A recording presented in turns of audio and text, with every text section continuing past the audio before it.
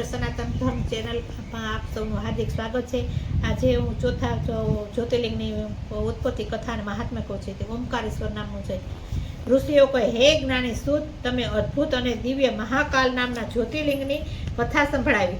હવે હું શ્રેષ્ઠ શુદ્ધ, હવે સર્વ પાપોને નાશ કરનાર પરમેશ્વરનું ઓમકારમાં જે ચોથું જ્યોતિર્લિંગ છે તેનું વર્ણન અને કૃપા કરીને સંભળાવો। સૂત કહે, હે વંદનીય બ્રાહ્મણો, ઓમકારમાં પરમેશ્વર નામે જ્યોતિર્લિંગ જે રીતે પ્રગટ્યું છે તે રીતે હું તમને કહું છું, તો તે તમે સ્નેહપૂર્વક સાંભળો।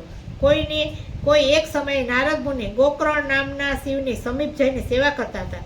તે પછી તેઓ વિંધ્યાચલ નામના પર્વત તરફ જવા લાગ્યા। ત્યાં જઈને તેઓ શ્રદ્ધાભાવથી શિવનું પૂજન કર્યું। તે ટાણે વિંધ્યાચલ પર્વતે મારામાં બધું છે એવો ભાવ વ્યક્ત કરી નારદને આગળ આવીને ઊભો રહ્યો।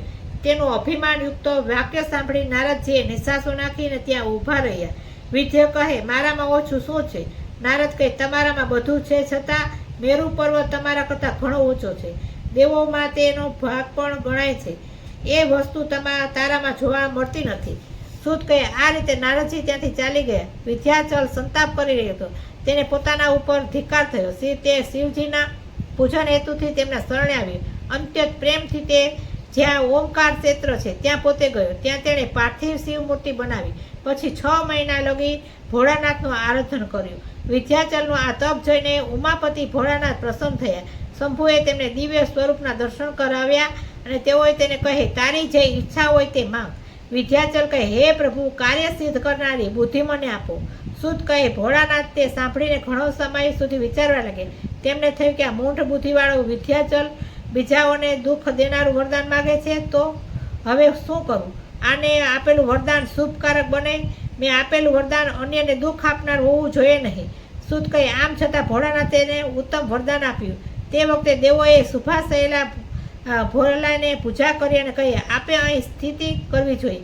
પ્રભુએ તેમની ઈચ્છા પૂર્ણ કરી। ઓમકારનું જે લિંગ હતું એક જ હતું, તે 2 પ્રકાર બની ગઈ। એક પ્રણવ ઓમકાર રહે અને બીજું ઓમકાર નામના મહાદેવ રૂપ થયું।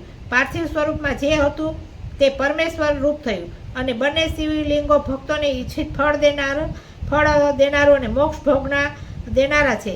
દેવો તથા ઋષિઓએ તેને શ્રદ્ધાભાવથી પૂજા કરી। પછી પોતપોતાની જગ્યાએ ગયા। તે વિંધ્યાચલ આનંદિત બન્યો અને તેનો સંતાપ પણ દૂર થયો। જે મનુષ્ય આ રીતે પૂજન અર્ચન કરે છે તે માતાના ગર્ભમાં કદી વસતો નથી, તેનો પુનર્જન્મ થતો નથી।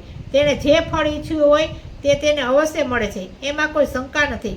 સૂત કહે, ઓમકારેશ્વરની ઉત્પત્તિ તેમજ તેમના દર્શન પૂજન અને ફળ મેં કહ્યું। હવે ઉત્તમ કેદારલિંગ વિશે તમે અમને કહો। ઓમ નમો નારાયણ।